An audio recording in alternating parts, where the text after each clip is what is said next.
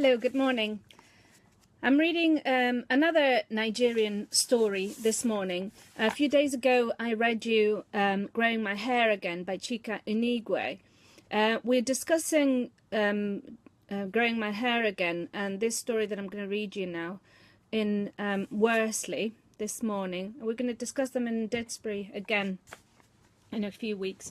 Now, I wanted to suggest to you just one word in relation to this story. Of course, there's many other issues and themes and elements to discuss, the same as with Growing My Hair Again. But I just want to leave you with the word empowerment. Think of what that means, whether we can ever have real empowerment, what the price of empowerment is, and what actually might constitute empowerment for a woman, particularly in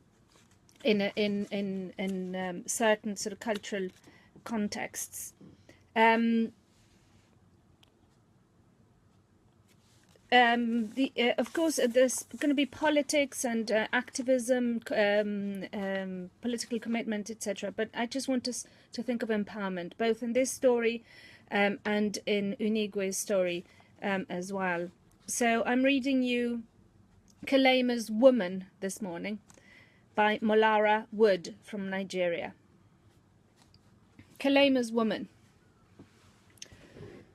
We heard about the coup d'etat on television. The 20-year-old British sitcom dumped on our third world audience was zapped off like a page flipped by an impatient hand. Martial music interrupted our lovemaking and snatched us back down to earth.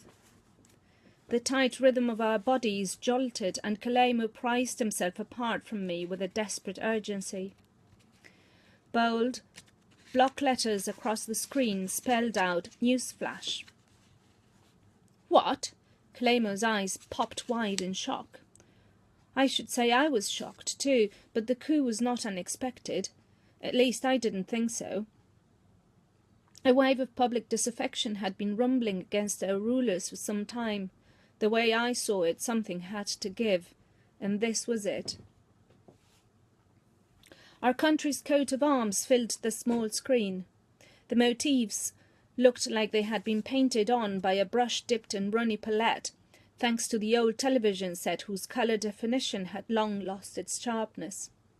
The coat of arms faded away to reveal an army man whose skin was rendered a pink dotted brown on our screen, his uniform turned into an unflattering blue.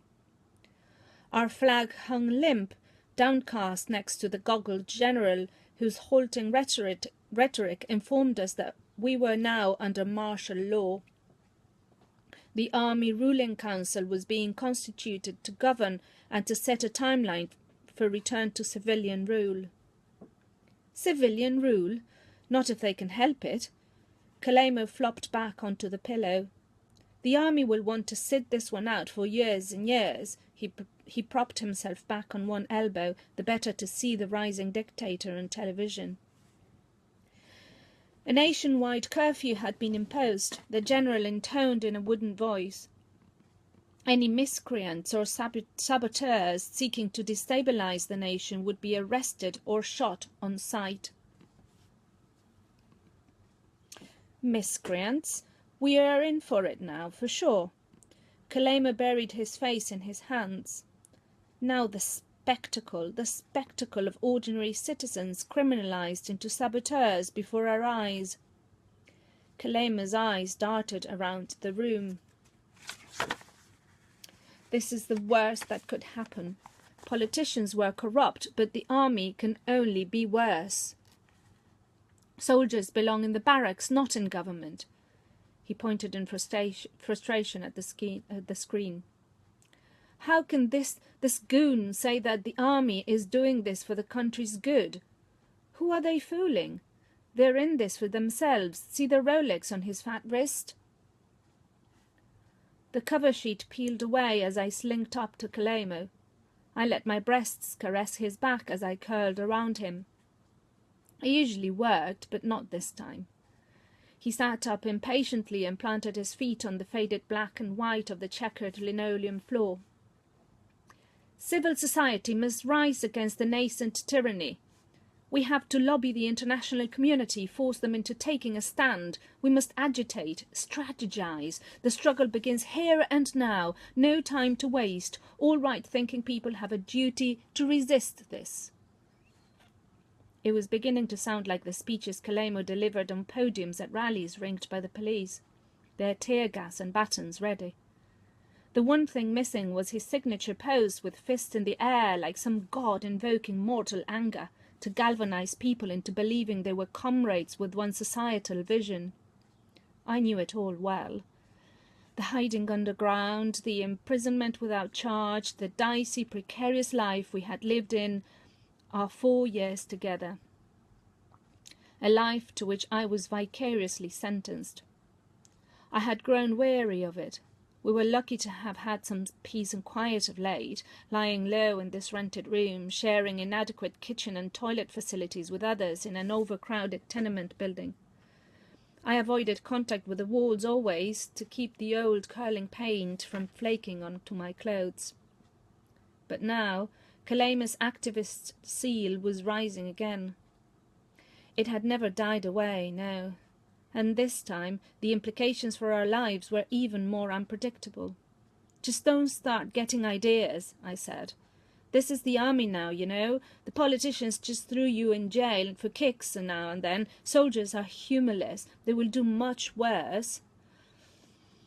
I am tired of running, diving and ducking. And for what? To live in some run-down neighbourhood in Nimca?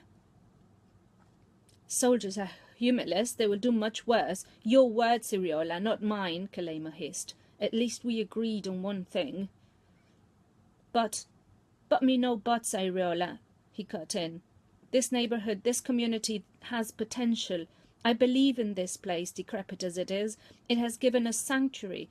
But it is run down, as you always remind me, not because of what you call our diving and ducking, but because of our government mismanagement. You've not been able to get a job since university, not because of my activism, but because of unaccountable leaders who destroyed our economy, and you know it.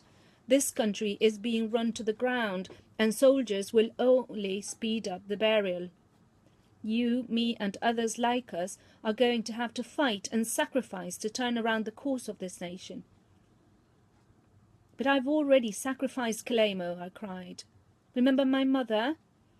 Kelemo looked away. That's unfair, Iriola, he said softly. She was like a mother to me too. Remember that. Kelemo's late father and mother were activists. Personal suffering was in his blood. He'd become inured to it. I don't know that I want to do this any more, Kelemo. Let's just lie low. It's best that way. I avoided his eyes. It was a shameful thing to him to strive for oneself alone. Maybe they will hand over to civilians soon and things can go back to normal. Let's just wait and see, eh? You should know me better than that, Iriola. Kelemo shrugged my hand off his shoulder and rose brusquely from the bed. The soft, natural light from the window cast a silvery glow on his bare skin. His face had a severe aspect now, with determination etched in his features. He stood in front of the television, worked his jaw and racked his brain. Hands on hips, he listened intently, head cocked to one side, while the general droned on. The sound faltered, and Kelemo banged the side of the television impatiently. The volume cracked up higher as the general rounded off his address. God bless our dear motherland, the goggled one concluded. Our national anthem swelled out of the television and filled the room. Bastard! Kelemo snatched his Y-fronts and trousers from the bedside chair. The countryside zips by in strips of rushing greenery on both sides of the road. The curfew has taken hold. Towns look deserted, their inhabitants harassed into their homes, and everywhere the fatigued presence of soldiers. Hyenas in camouflage, they prowl to keep the nation compliant. The radio informs us that crack teams of military officers have been sent to scour locations suspected of harbouring subversives. Nimca is one such location, and I am in the clutches of one crack team. The army jeep gobbles the miles and subdues the potholed road that runs west to the state capital. There are soldiers in the seats behind me. Now and then I catch the driver spying on me in the rearview mirror. I hold his gaze steadily till he looks away, discomfited.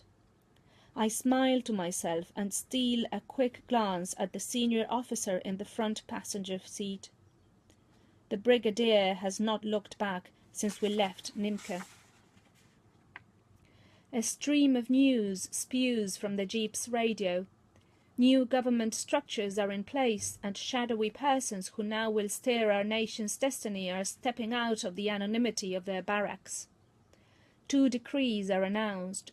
The Constitution is illegal. New laws being made as though on the hoof. Kelemo had been gone nearly an hour when the corporal kicked our door open. There were other activists to confer with, underground systems to be reactivated. It was war, and Kelemo saw himself on the front lines to liberate our country from the military, to re-establish democracy, however flawed. He kissed me roughly. With one last look from the doorway, he was gone. I rolled onto my back and studied the damp stains in the ceiling. My role in the struggle ahead was mapped out for me. I knew the drill. I would support as the loyal partner to the courageous, self-sacrificing activist. There were many hardships in this activist life, but I was secure in the knowledge that the only thing Kelemo loved more than me was the motherland. We had a bond, he and I knew this, as did my mother. Mother realized she would not live to see me wed Kelemo, and so on her deathbed she entrusted us to each other 6 months before the coup. Kelemo then left the hospital room in search of the administrative office to pay her medical bill. Mother drew her last breath while Kelemo was gone, and so he was not privy to her final words. They were never meant for his ears anyhow.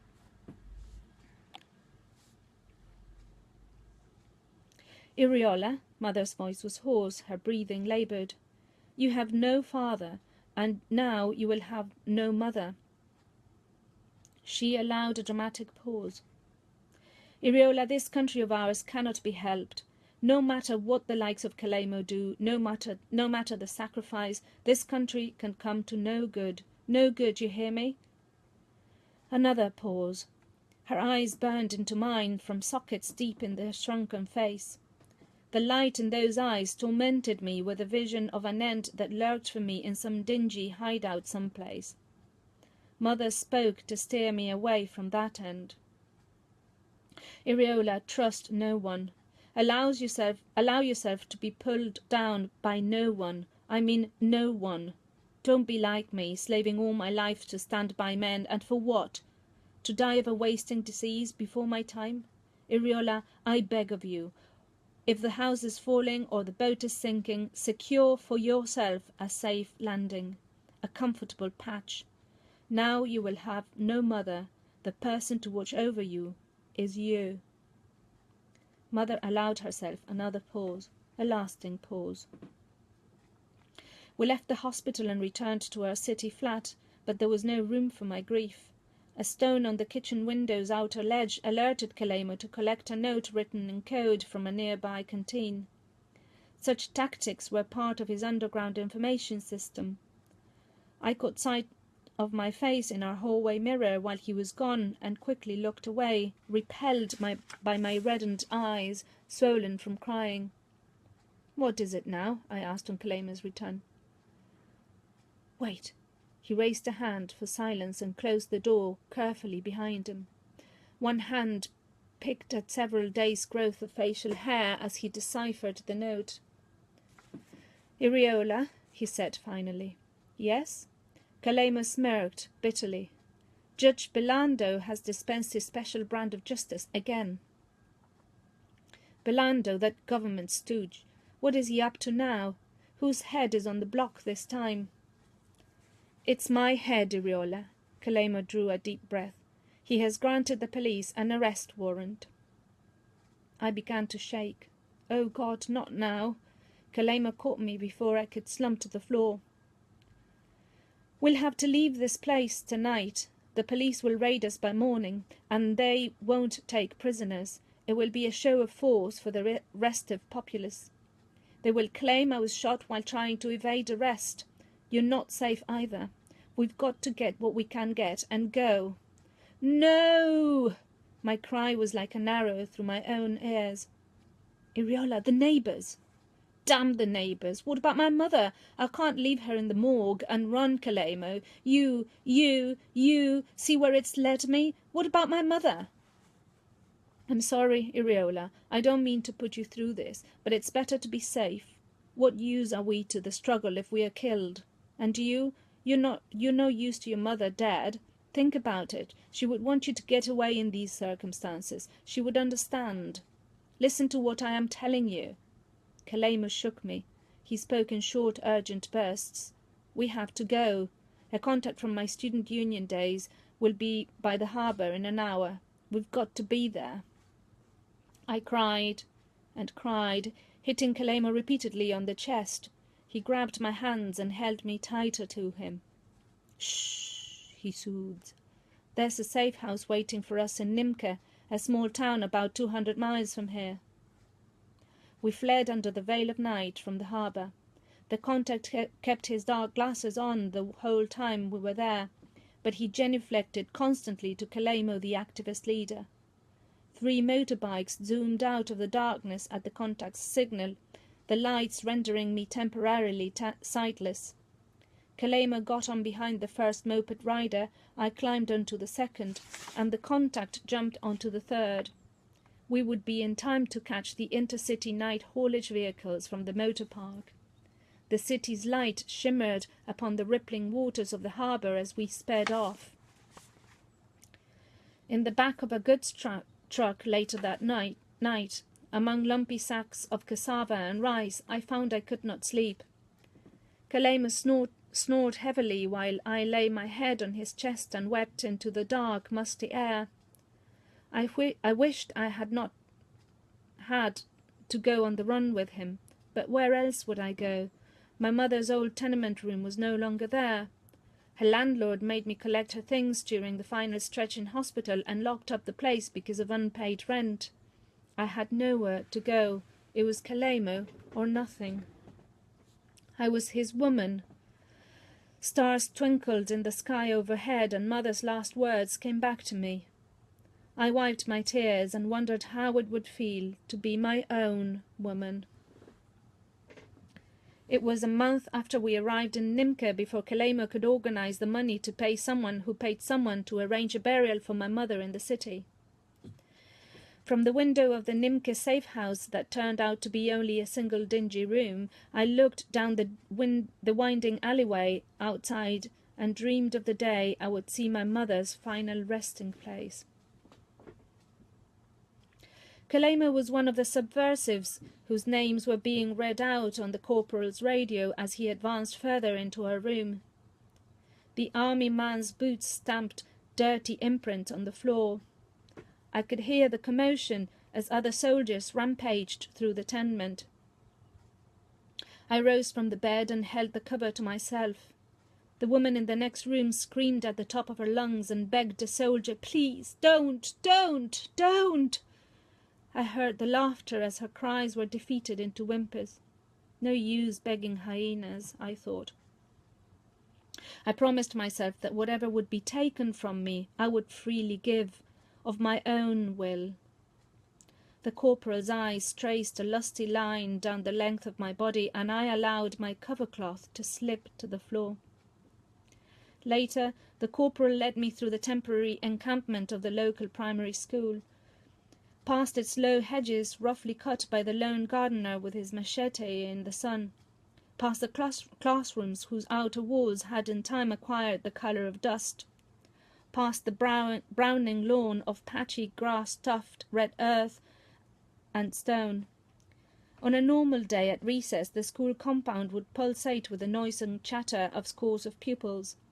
Now, silence stretched its hollow fingers over the place as we made for the headmaster's office over the tire tracks freshly etched by army jeeps. I stood uneasily to one side as the corporal stiffened in a salute to his superior in the headmaster's office. The headmaster's wife and 2 daughters were in a photo amidst notepads atop a big mahogany desk against which the brigadier leaned. The family were likely under curfew in their home by now. A man in his mid-40s, the brigadier looked too genteel for my usual image of a soldier. I could not imagine him in a war. He had a thin, well-groomed moustache over full lips, but was otherwise clean-shaven and smooth-skinned. His boots shone. They did not look like they had stepped on the grass outside. "Sir, this young woman was found in premises believed to be the hideout of the activist Kelemo." The corporal was now at ease. "The subversive is at large, but we have taken this woman prisoner so she can help with our investigations into his whereabouts and activities. With your permission, she is to come with us to the headquarters, sir." The corporal saluted again. He threw a secret, reassuring half-wink at me as he exited the office. We had an agreement, after all. I would give a routine statement at the barracks in the state capital and then go free. He could arrange it if I would be his woman. It was the brigadier's decision that I come with them in this jeep, the first in a convoy of 5. "No need to handcuff me," he instructed. His men obeyed. The corporal sits to my left, his helmet garnished with shrubbery like he's been fighting in some bush. Yet all he has confronted in this coup so far are the likes of me. The ridiculous posturing amuses me, but I discipline my expression into blankness. I remember his boast to another soldier in the school compound in Nimke. Unaware that I was already inside the jeep and could hear, they laughed on the other side of the canvas as he said in broken English, "I just they take the girl to go play with 'em. I go fuck 'em. I fuck 'em, and after that I go drive 'em comfort." I am the sexual plaything to be driven out once he is done with me. I smile. If only he knew, the corporal, that I view our arrangement with as much derision as he.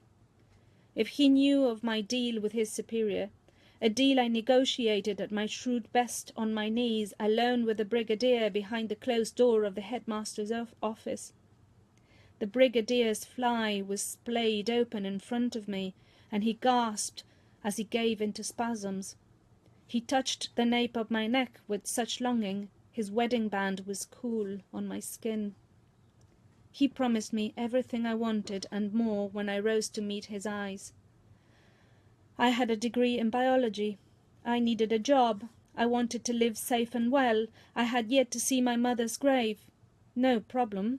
The state's commissioner of education has just lost his job, along with other top officials. Politicians, they deserved no better. A woman would be a progressive choice for the important post, a fresh young face untainted by the corruption of the ousted government. A good way for the military junta to reassure the masses, to show that soldiers in government can bring fresh ideas. The brigadier's family lived overseas. He was not in the habit of going drinking or whoring with fellow officers. His quarters in the army cantonment were spacious but lonely and could use a woman's touch. I always had a fascination for a certain caliber of officer, I had told him. More news on the radio. The driver turns a knob to increase the volume. So we all hear as the brigadier is named the new military administrator of the state. Soldiers cheer, and though his back is turned, I know the brigadier will be smiling. I am with a winning team. Army men roar in open jeeps behind us. They shoot repeatedly into the air in celebration. "Are you all right back there, young lady?"